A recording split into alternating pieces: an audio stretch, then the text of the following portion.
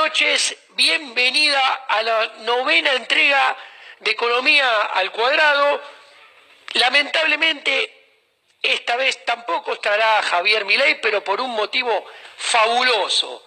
Javier está en Guatemala, en tal vez la universidad liberal más prestigiosa de todo Latinoamérica, exponiendo su último libro, Desenmascarando la mentira keynesiana. Y entonces, para no estar solo, me doy el lujo de invitar al profesor Mariano Fernández Sema Calixto, que está acá conmigo, que compartimos una mesa para hacer una diferencia con respecto a la escenografía de siempre cuando está Javier. Un placer. ¿Cómo andas, Mariano? Bueno, muy bien.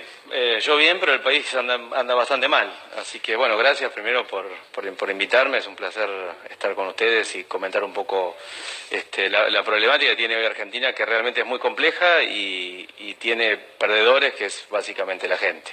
Sí, digo, a ver, coincidís conmigo, esta semana es crítica y acá lo único que importa, lo primero es parar esta corrida, que de hecho vamos a tocar dos temas.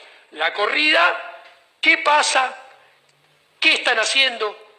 ¿Qué hace falta para pararla? Y también vamos a hablar de algo que está descontado, pero no es por las medidas, sino que venía de antes. Argentina va a hacer una estanflación. ¿Vos cómo ves la situación, Mariano? Y por eso, como te decía, realmente es muy grave. Cuando tenemos un episodio de corrida cambiaria, como el que vimos estos días, donde fue realmente muy feroz, el primer punto es parar la corrida.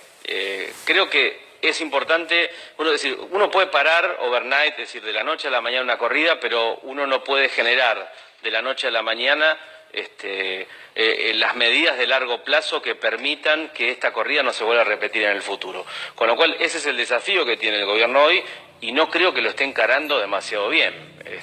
Hasta ahora lo que vimos fue un grupo de anuncios un poco con falta de coordinación y sin la profundidad necesaria como para asegurarnos de que en el futuro esta suba de tasa de interés no permanezca y se quede en la economía, generando un proceso de estancamiento y generando la aparición de un déficit fiscal oculto, porque tenemos que tener en cuenta que en los países subdesarrollados como el nuestro, los ingresos fiscales son procíclicos, es decir, van en el mismo sentido que el ciclo de la economía, con lo cual si la economía se estanca, que es lo más probable que va a pasar, los ingresos fiscales se van a estancar y el gasto público argentino no baja nunca. Y aparte de subir la tasa de interés, a ver si coincidís conmigo, subir la tasa de interés es promesa de déficit fiscal futuro, promesa de más emisión monetaria futura, eso impacta en las expectativas de inflación.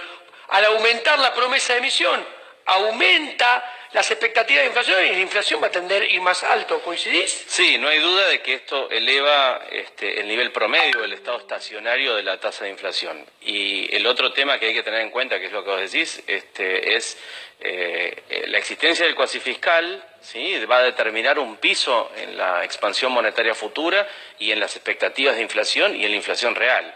Sumado al problema de que el Tesoro todavía tiene que seguir colocando bonos en el mercado local, y la pregunta va a ser cuál va a ser el timing para la colocación de esos bonos, cuál va a ser el plazo para la colocación de esos bonos y cuál va a ser la tasa para esos bonos.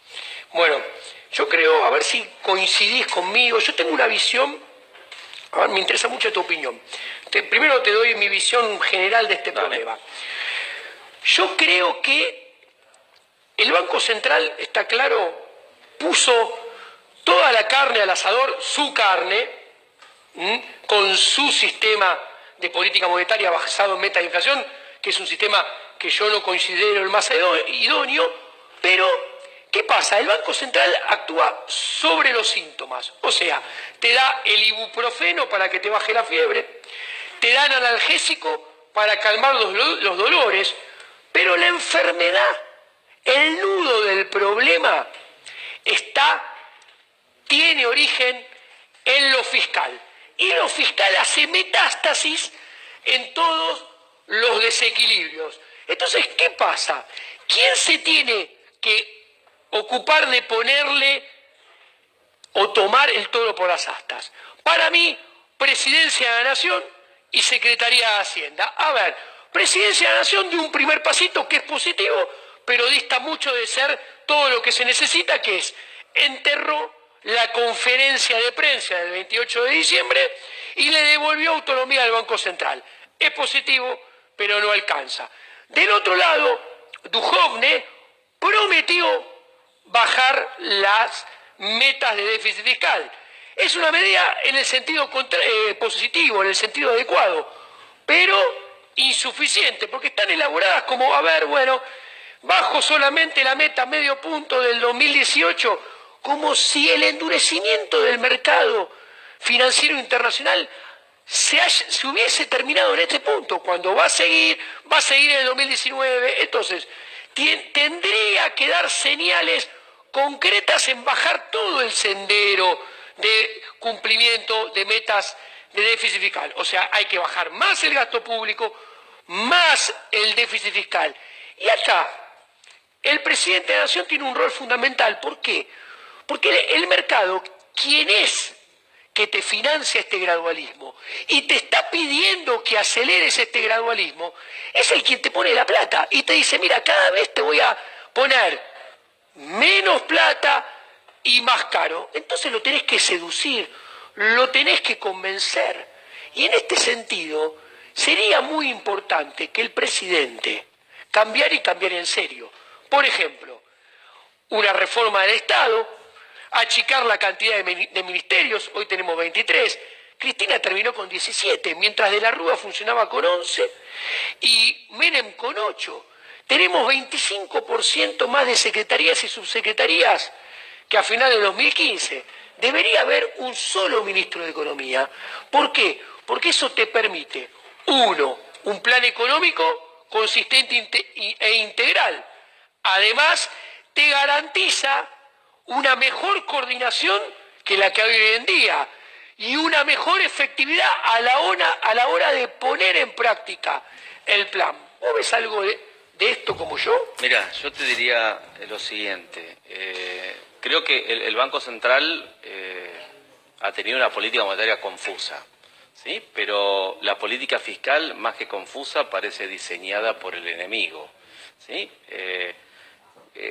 Uno cuando escucha o intenta poner buena voluntad, ¿no?, frente a los anuncios del ministro Duhovne acerca de mover las metas de déficit primario, tiene que tener en cuenta que es solo una meta. Es decir, cuando uno imagina un plan de ajuste fiscal, imagina a un ministro sentado en una conferencia de prensa anunciando efectivamente dónde se van a dar los recortes, cuál es la incidencia de esos recortes, ¿sí?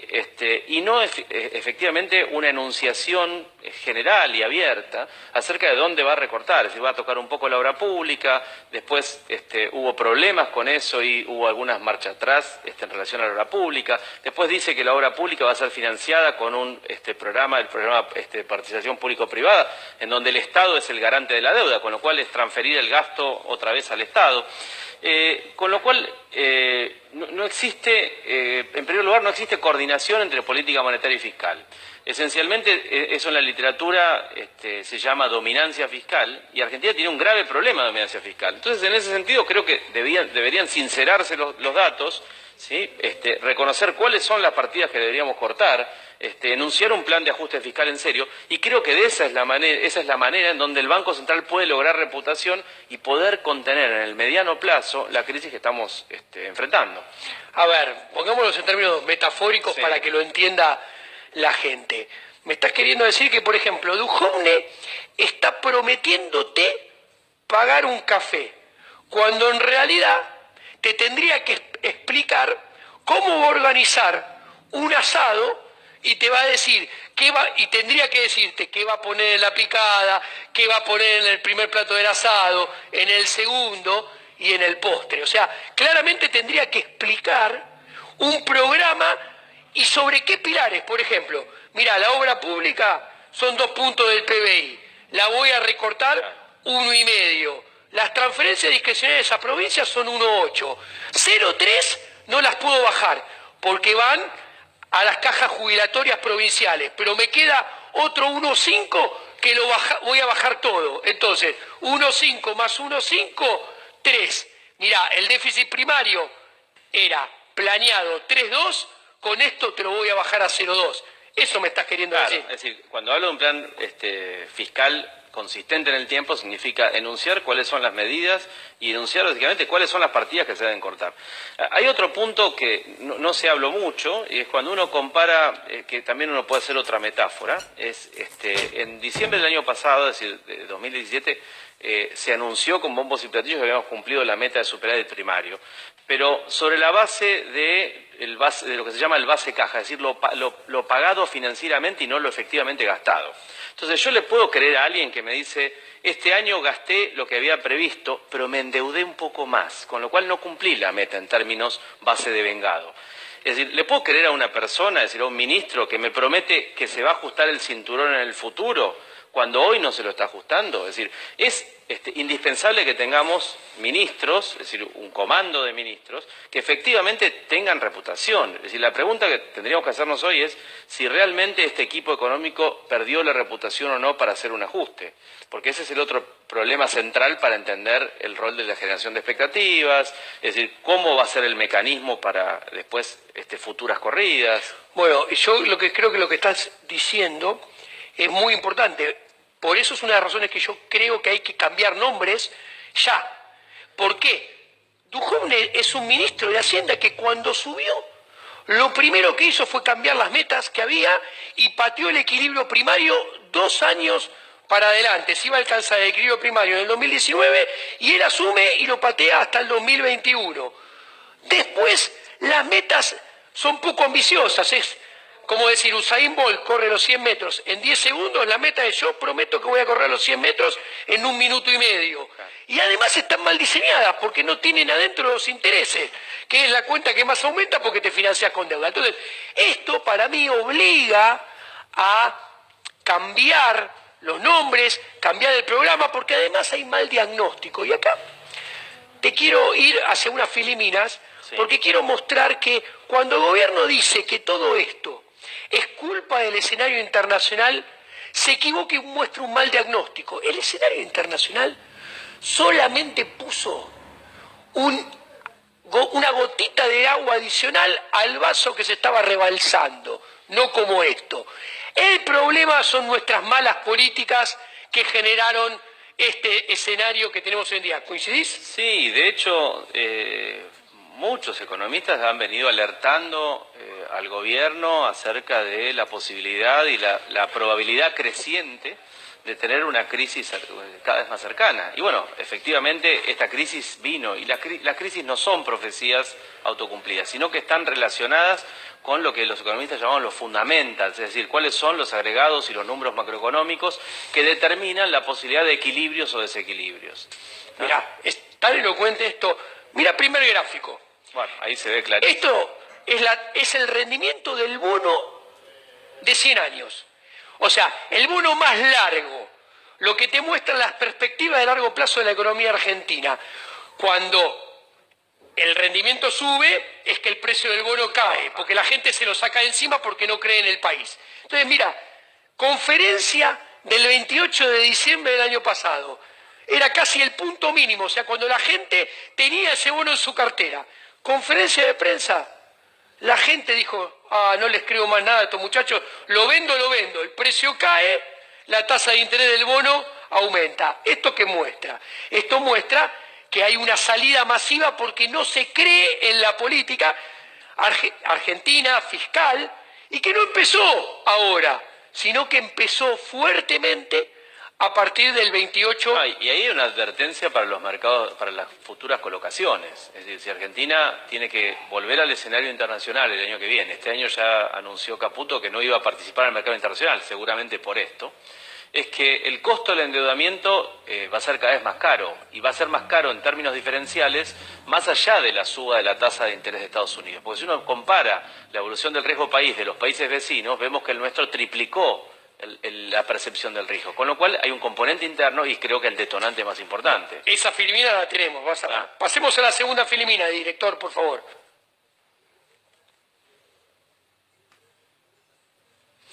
Acá que vemos, rápidamente, acá tenemos las PASO del año pasado, cuando el dólar pasó de 15 y moneditas a 17, que el Banco Central salió a vender, y ahora tenemos este rally alcista, que es el peor comparado con otra región. O sea, en ningún lado el dólar aumentó más que en Argentina. Mirá, subió de 17 a 22 con el central vendiendo 7.600 millones de dólares para contener la estampida. Claro, ahí hay un tema complejo, porque uno ve la intensidad de la corrida, ¿sí? Sumado que hay una tasa de devaluación creciente, con lo cual si hubieran anclado el tipo de cambio a un nivel muy bajo, la corrida hubiera sido mucho más fuerte, ¿sí? Y mucho más profunda. Ese es un dato importante y peligroso, porque nos marca de que si no se modifican las cuestiones estructurales o de largo plazo o permanentes que están afectando a la economía argentina, vamos a ver más de estas cosas. Claro.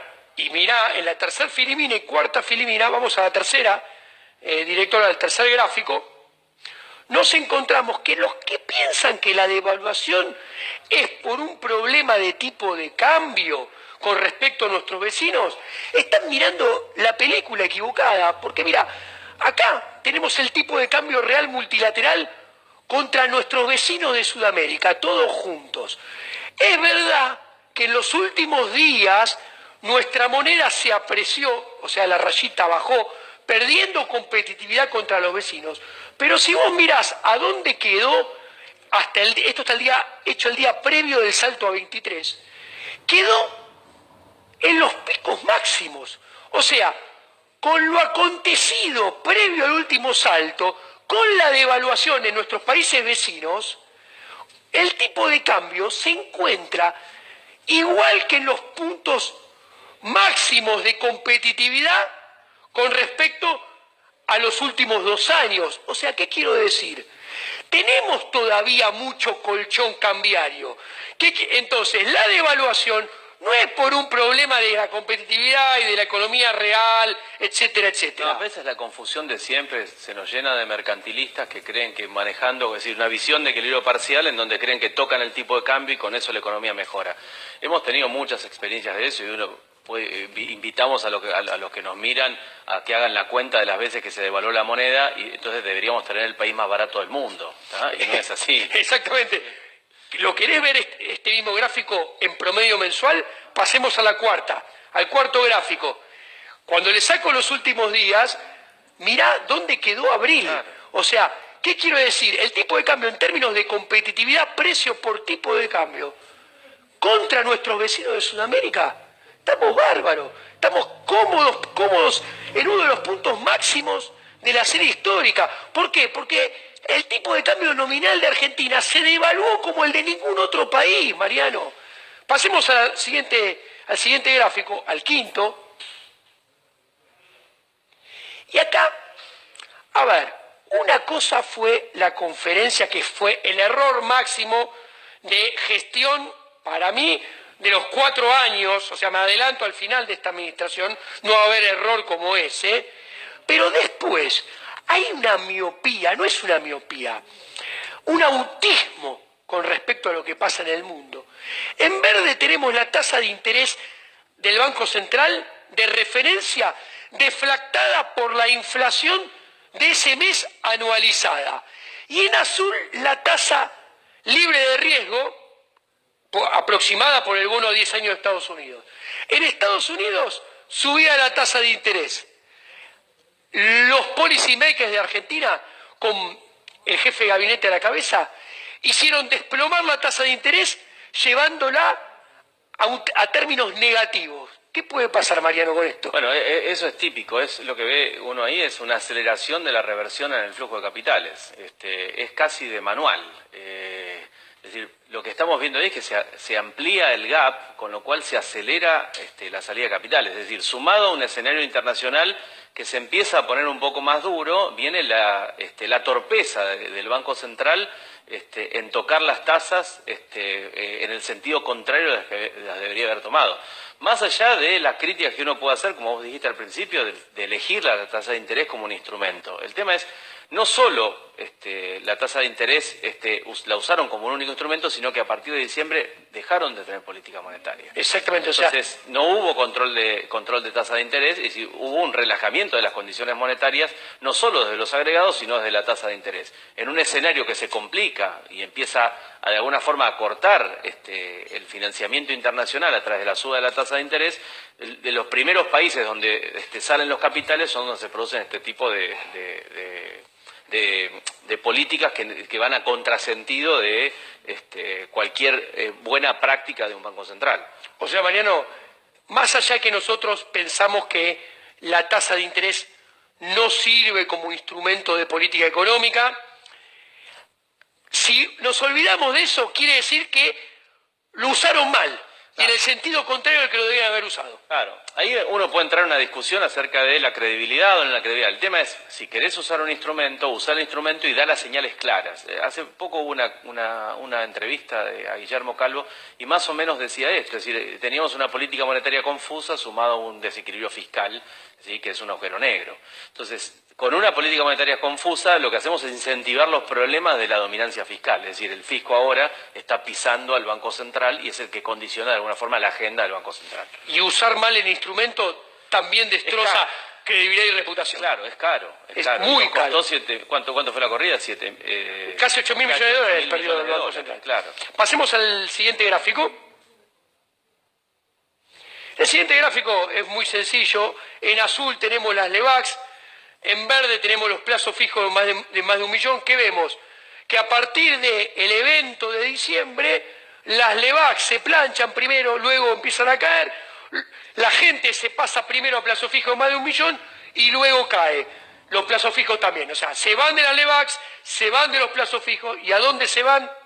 Se van al dólar. Hay una caída de la demanda de dinero, la gente quiere menos pesos, no quiere tener pesos en su bolsillo, bajo ningún activo nominado en pesos, y se va a los dólares.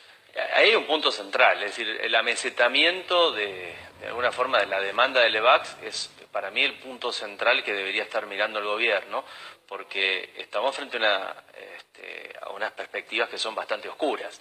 A ver, si se convalida ahora el 15 de mayo que la tasa es del 40%, se renueva un stock importante de LEVAX, casi el 50% de las letras. 680.000 aproximadamente. Y eso determina ya una capitalización de intereses que va a espiralizar aún más y va a generar más necesidad de financiamiento. Y ese financiamiento va a ser o a través de emisión o a través de la emisión de nuevas letras o instrumentos parecidos a las LEVAX, LEVAX o letras de liquidez. Pero si convalidamos tasas en el largo plazo cada vez más altas, esto es una bola de nieve que crece a una velocidad cada vez más grande. Así que es primordial que la tasa de interés, que llegó al 40%, no se mantenga demasiado tiempo el 40%. Concuerdo 100%. De hecho, con Javier presentamos nuestro programa monetario alternativo basado en metas de agregados y que tiene todo un sistema para desarmar la bomba de LEVAX, porque si no desarmamos la bomba de LEVAX, eso no contribuye negativamente a la formación de expectativas de inflación e impide que la inflación primero baje y después la alimenta. Pasemos al siguiente gráfico, por favor, director. En este gráfico, como dije antes, la gente sale de los pesos en todas sus formas y se va al dólar. Y acá tenemos cómo el Banco Central vende reservas y absorbe pesos a cambio. Pasemos a la siguiente, por favor. Y esta es muy interesante. En verde tenemos las LEVAX, en azul tenemos la base monetaria deflactada en términos reales. Al cierre de abril, ¿por qué? Porque estamos trabajando con el mes cerrado y el último mes cerrado es abril. Y en rojo el tipo de cambio. ¿Qué se ve acá? Que las LEVAX en verde caen en términos reales, o sea, está saturado el mercado, no quiere más LEVAX. Del otro lado, la cantidad de dinero también está saturada, hay caída de demanda de dinero, la gente no quiere más pesos. Bueno, hay un punto importante, fíjate que el proceso de caída de demanda de dinero empieza mucho antes de la corrida, y el tema es, si esa demanda de dinero sigue cayéndose, vamos a estar efectivamente en problemas. ¿Sí? Exactamente, porque esto lo uno con lo que había dicho antes. A ver, Argentina va derecho hacia una estanflación, porque entiéndanlo, la caída de la demanda de dinero genera estanflación, que es estancamiento con altos niveles de inflación per se, aún antes de que el Banco Central tome las medidas que tomó. ¿Por qué? Porque la demanda de dinero en Argentina es transaccional. ¿Qué quiero decir? Demando dinero para pesos para comprar bienes y servicios. Entonces, Imagínense un empresario. Un empresario dice, me refugio, no quiero pesos, me refugio en el dólar. Y para refugiarse en el dólar deja de comprar insumos, deja de comprar bienes intermedios. Si tenía planteado o planeado comprar bienes de capital, lo deja de hacer. Eso corre la oferta agregada hacia la izquierda, cayendo el ingreso, aumentando los precios. Del otro lado, del lado de la demanda, el que puede deja de consumir algo para refugiarse en dólar. Cae la demanda agregada, cae el nivel de ingreso, amortigua un poquito el aumento de precios, pero menos que la suba por el lado de oferta. Entonces, ¿qué quiero decir? La caída de demanda de dinero lleva a esta inflación. Argentina en el último trimestre, descontado, cuando miremos los números de la economía real, en términos interanuales, van a estar dando todo cero. Pero, ¿qué implica esto? Que este partido está jugado. Entonces, el gobierno, como bien decía Mariano, tiene que preocuparse en parar la corrida. Ya el nivel de actividad es de otro menú. Ya está jugado el partido, tiene que parar la corrida. ¿Vos coincidís? Sí, es central. Es decir, la corrida es un episodio crítico. Entonces, de alguna forma, cualquier banco central lo primero que tiene que hacer es parar el episodio de pánico. El tema es, el episodio de pánico se puede parar, como se hace, subiendo las tasas de interés, estableciendo un tipo de cambio fijado y fijar ese tipo de cambio como ancla nominal. Hay muchos mecanismos para parar una corrida. El tema es si nos solucionamos otra vez los problemas de fondo, que ahí sí se requiere el ajuste fiscal en serio. Tarde o temprano vamos a estar en un escenario similar. Es decir, lo que estamos haciendo es comprar tiempo. Es decir, subir la tasa de interés lo que hace es comprar tiempo para evitar una nueva corrida. Pero si no logramos las condiciones de estabilidad necesarias para asegurar que en el futuro la solvencia intertemporal del sector público mejore, entonces estamos abriendo las puertas a que en el futuro venga una nueva corrida, ¿sí? O un nuevo episodio de crisis. Bueno, esto que dice Mariano es lo que mencionaba al principio. Miremos el próximo gráfico. El Banco Central está comprando tiempo. Te da el ibuprofeno para que baje la fiebre. Te da el analgésico para que baje el dolor. ¿Para qué? Para que el Poder Ejecutivo, Presidencia de la Nación y el Ministro de Hacienda hagan la cirugía que hay que hacer para curar la enfermedad. Esta cirugía es reestructuración del sector público, cambio del organigrama, cambio de nombres y sobre todo modificación de la política fiscal, alterando el sendero, bajando el déficit fiscal y el gasto público mucho más rápido y mucho más fuerte de lo que tenían originalmente planeado.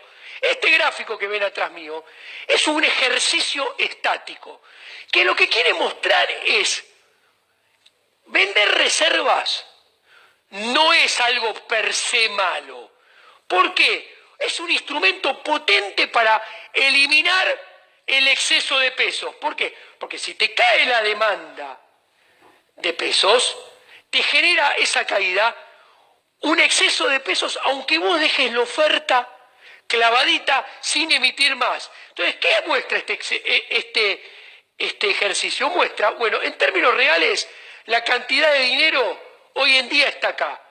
Si la comparamos contra el peor momento de demanda de dinero que hubo en estos 2 años y medio, que fue mayo del 2016, el Banco Central, si vendiera entre 4.000 y 5.000 millones de dólares de reserva a un tipo de cambio de 22,5, si la demanda de dinero no cayera más, estaría parando la corrida. Pero no sabemos si la demanda de dinero hoy en día es más débil que esta. Si fuera más débil, necesitaría vender más. Por eso hablo de un ejercicio. ¿Vos cómo lo ves esto, Mariano? A ver, hay un punto, seguramente necesitamos a esta altura un ancla nominal para de alguna forma fijar las expectativas. El otro punto es el Banco Central tiene que dar señales de que efectivamente es independiente de la autoridad fiscal. ¿Esto qué significa? Deberíamos de alguna forma prohibir los adelantos al Tesoro, ¿sí? Prohibir en el futuro las operaciones con el Tesoro para compra de deuda.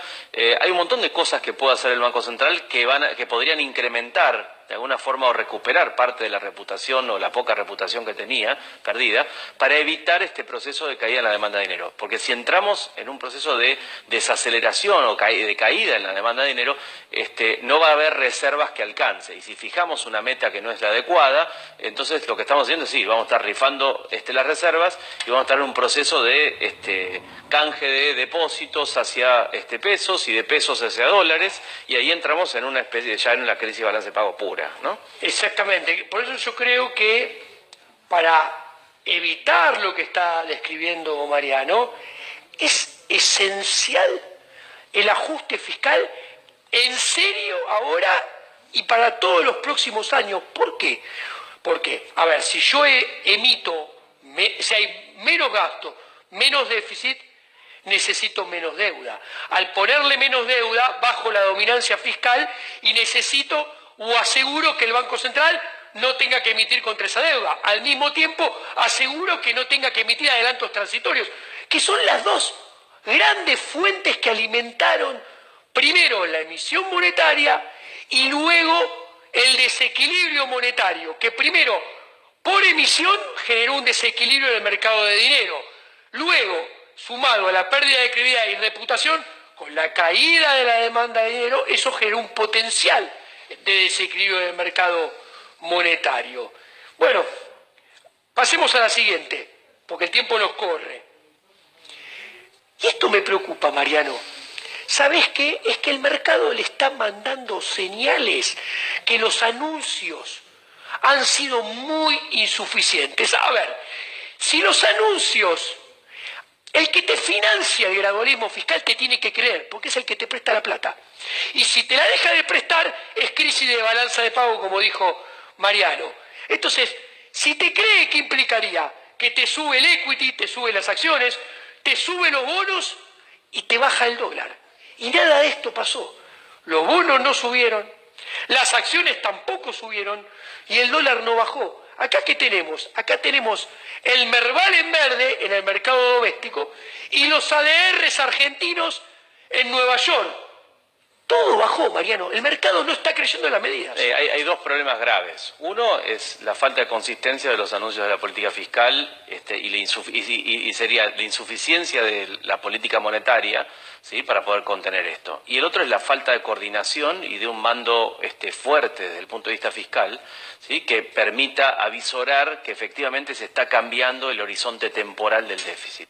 Hasta que no aparezca esa señal y esa señal sea contundente, creo que vamos a seguir viendo estas cosas.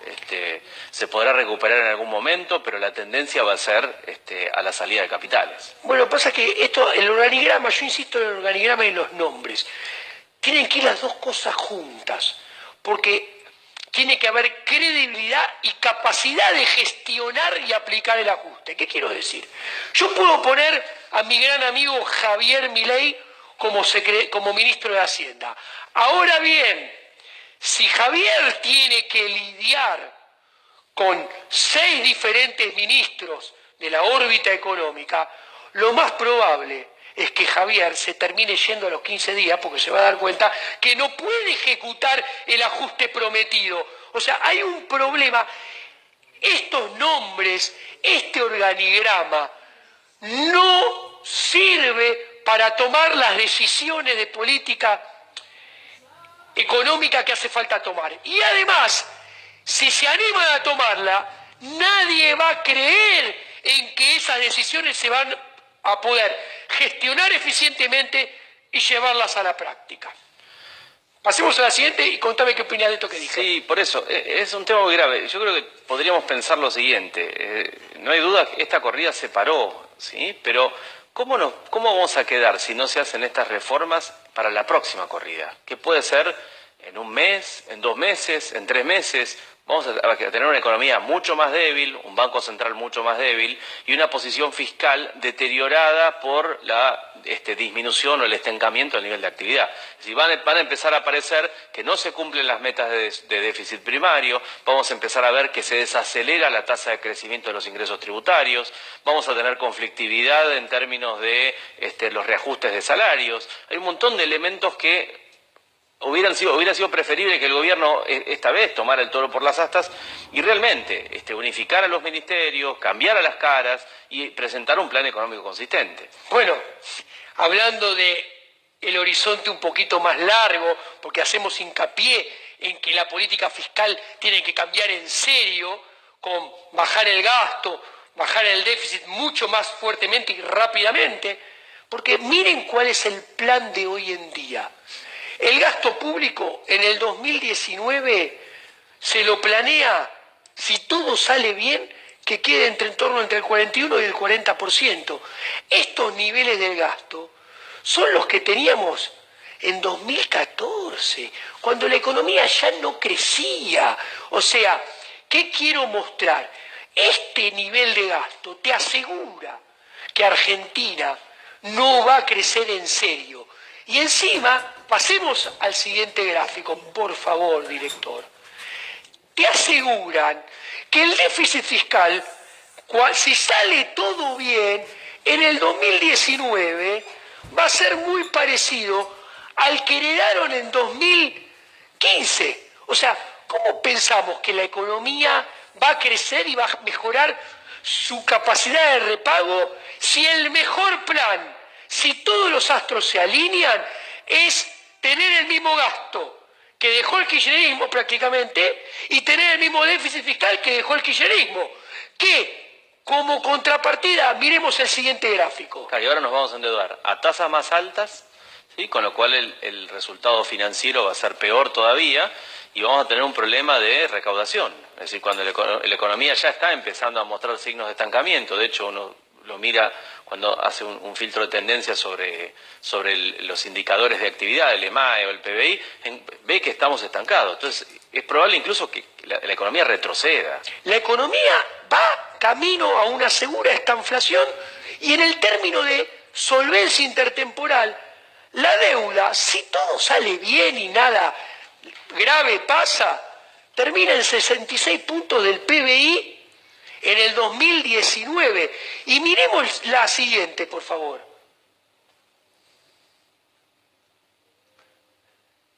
Mirando el costo, nos encontramos, lo que vos mencionabas, Mariano, en azul el riesgo país de Argentina.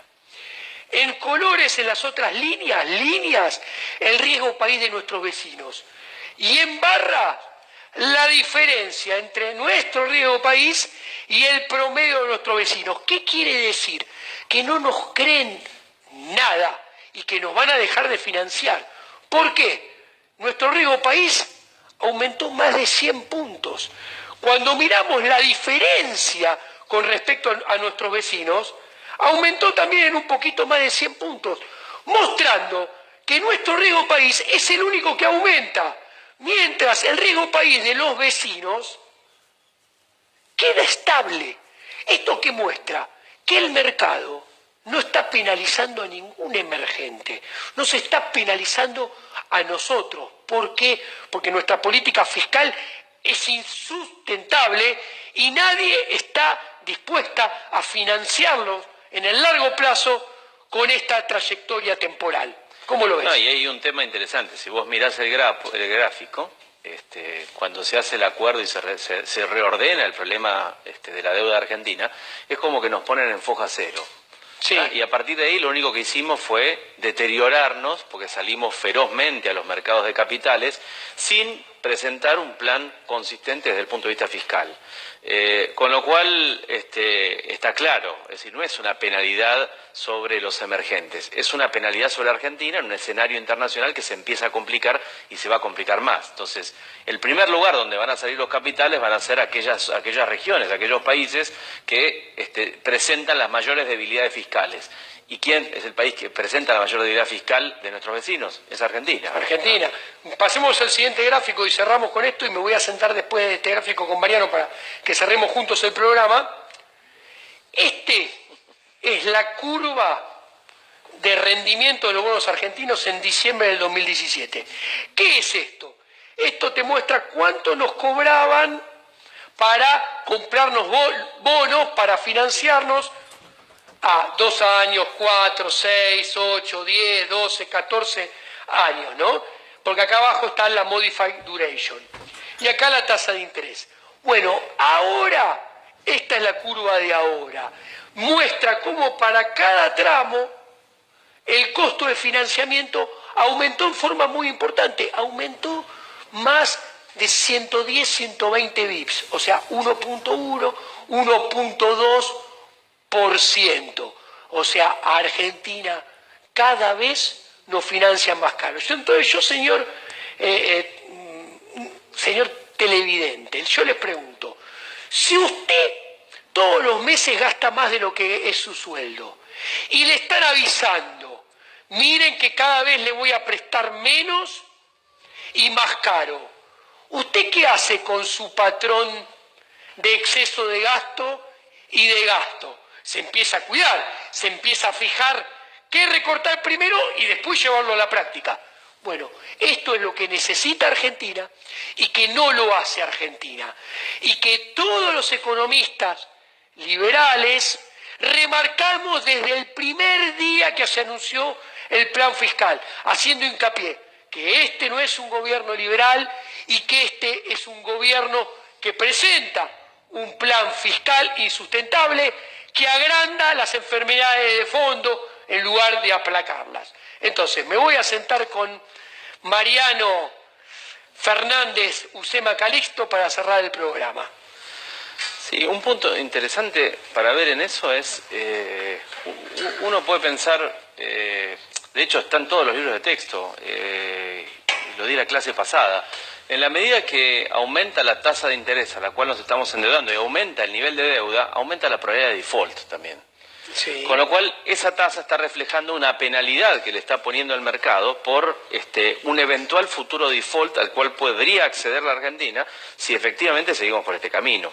Y el tema es que no creo que nos quede mucho carrete en el hilo en el carrete para poder efectivamente dar vuelta a esta situación. Es decir, la situación es crítica y no sé si el gobierno tomó real conciencia o entiende perfectamente que el problema va a llegar un momento donde el problema es un punto de no retorno.